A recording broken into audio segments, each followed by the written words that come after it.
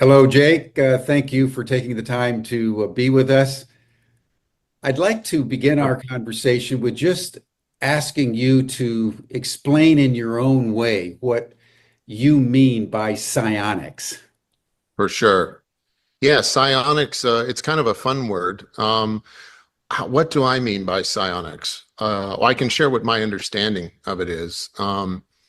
Psionics, I think, let me back up and say that, I didn't get into this world of psionics or consciousness, through the front door, let's say. It wasn't something I was pursuing or that I had a background in educationally.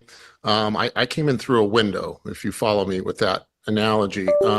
And so I took an interest in it because of my own experience that happened at a very unexpected time in my life. But since then is when I've really began to explore what that really does mean. And I'm excited to share that with others. And my message is one of invitation, not education. I'm not here to insist or sell people on the idea they should take my interpretation of my experiences and my subsequent education through the pursuit of knowledge of and personal understanding of what it means. But I want to invite everyone to get out there and play with this thing, because what's beautiful is that it's available to everyone. And one of the analogies that's helped me look at this is the idea of the World Wide Web. Like, if you think of consciousness as the World Wide Web, and the degree to which we can play within that field of consciousness is something like psionics, then I think you're on a good track. And it might not, I've thought about this recently, it might not even be an analogy. It might like literally be a form of digital intelligence or digital consciousness that the World Wide Web might be evolving into. That's yet to be determined. But, why is this hard to understand, or why is it abstract for people? Again, this is where I think analogies are helpful. So if you think of a field of consciousness like the internet, it's around us all the time. It's full of information. It's a two-way thing. People contribute. You can upload to it. You could download from it, but you can't see it. Like, I couldn't point to it here in this room. And so our ability to connect to that World Wide Web is done through something like a Wi-Fi connection. And I think some of the challenges, even with the practical applications of that, are rooted in our own ego. You could think of our ego like a smartphone. Let's say you have the latest version of the Apple smartphone, and you're like, this is the smartest phone there is. It's got all these widgets on it. It's got this much gigabyte. It's got this fancy of a camera. But for some reason, you're still not able to use it to tap into the field of consciousness. Well, I would say that that's because you're in airplane mode. And so people need to learn how to activate the Wi-Fi on their cell phone to tap into this field of consciousness. So, it also helps for me to think about, the difference between our intelligence, our knowledge, our wisdom, and then our intuition. So intuition is a word that we find ourselves using a lot when we talk about consciousness. And why I think that is because intuition's a little bit different than the first three. Someone with good intuition, or a high level of knowledge, or a high level of intelligence, or a high level of wisdom, you would probably in general say, hey, those are smart people. Like, what makes people smart? Like the smartphone. And I think it's important to kind of differentiate between those four. And this is what I have done that has helped me out a lot. When you think of knowledge, let's just say, is like rote information. You have the ability to retain and share knowledge. Like, you could go on Jeopardy and clear all the categories on Jeopardy. That's rote knowledge. But the practical application of that knowledge is something different. So that moves us more into like, well, you're smart, but you're not very intelligent. Is that possible? Perhaps, because I look at intelligence more as like a set of problem-solving skills. You can solve problems. And then the other category over here, wisdom. Well, what is wisdom, and how is that different than knowledge and intelligence? Well, Wisdom to me seems to be something like the ability to make good decisions, fruitful decisions. And then lastly, well, intuition. How would you differentiate intuition? And intuition is something like being able to make the right decision at the right time. And it's something like this internal bell. It's how I think of it, that can ring true inside of your being. And when something rings true, there's really no explanation as to why you're attracted or oriented to it, but it's leading you a certain way. And so I feel every human has this bell that can ring true inside of them, and that's your intuition, and it can drive decision making. So, to pull this back to, what is psionics? I think psionics is our ability to play within the consciousness field for desired outcomes rather than just connect to it. So again, to stick with this analogy, the World Wide Web, imagine, okay, you figured this out, you've connected to the field of consciousness, and I'll talk about how, crudely, how I understand to do that and what's been successful for me so that other people can try this on their own. But imagine you're connected and you get a Google search bar. You have to put something in that search bar. You're connected, but you have to have some intention. And intention is a really important thing because without intention, you have no driving force. And if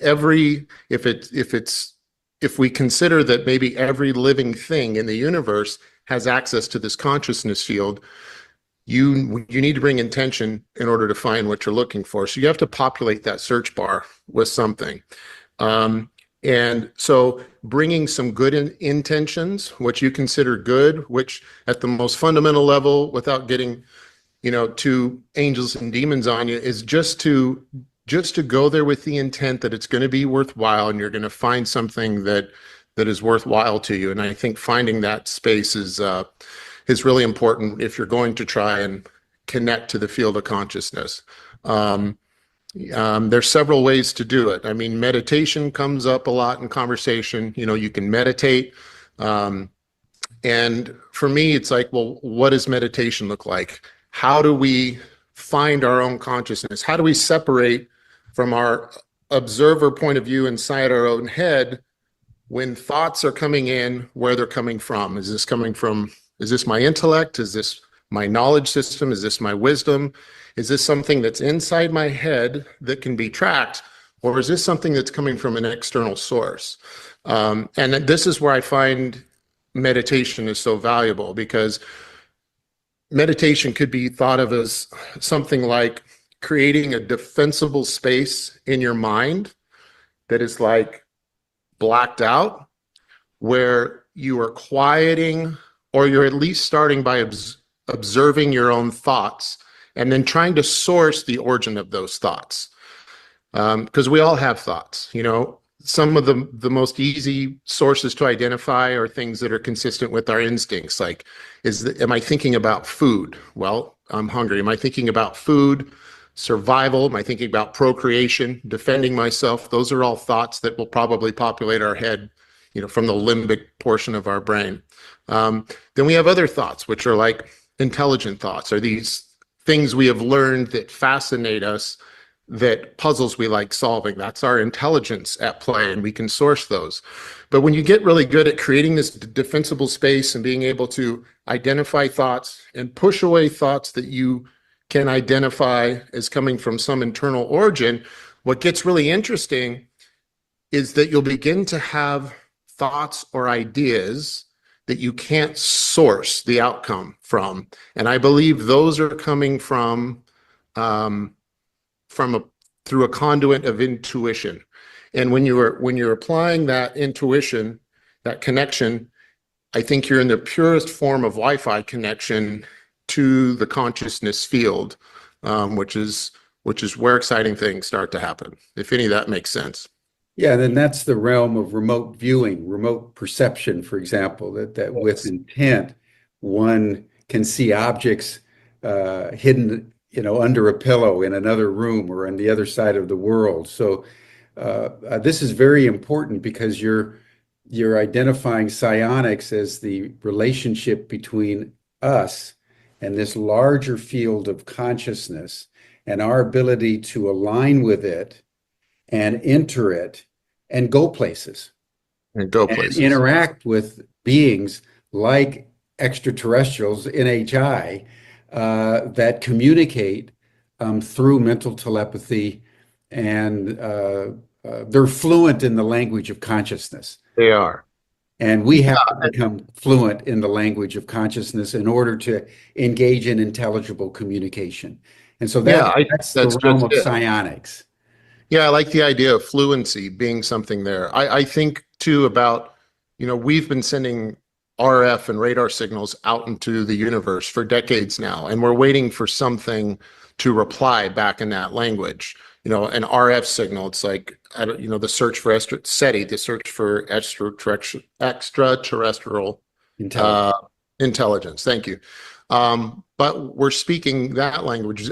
I think it might be the case that they've been transmitting to us through consciousness, but again, we're not listening to that signal as often. Or there have been times throughout history where we have, but the technology has been lost. And that technology is a soft tissued spiritual form of technology because it's in there. And that's the reason I encourage everyone to, because you can figure this out on your own really quickly just by practicing it. And there are people out there that are inherently better at this than others, just like some people are better at anything, take to music more naturally. Some people are more athletic. There are some people that have this bell inside of them that rings true. And I think they could have even more success than me or any other person if they have that predisposition. There's only one way to find out is you go there and practice Exactly. something with prayer or meditation, and you're going to be surprised at what you find. Yeah, and Skywatcher, your company, you employ remote viewers and make a very sophisticated application of psionics in your Yes. interactions with the non-human intelligences that are out there. And if I Yeah. understand it correctly from your various interviews, your team is capable of actually not only communicating, but drawing them down in a mutually intentional way. Yes. Yeah. And so to explain how that works, I'll go back to the idea of we've accessed the World Wide Web and the search bar pops up. Through the process, you can request with your intent. Think of it as typing in, I would like to meet you, NHI, whoever you are, and you put that intention, you put that in your search bar of your consciousness Mhm. web browser, and guess what? It populates, the search field populates, and you get messages, but you can also get tangible things to show up. You can get things to show up that people that aren't necessarily involved with your psionic protocol to actually see the response that you're getting, which is really exciting.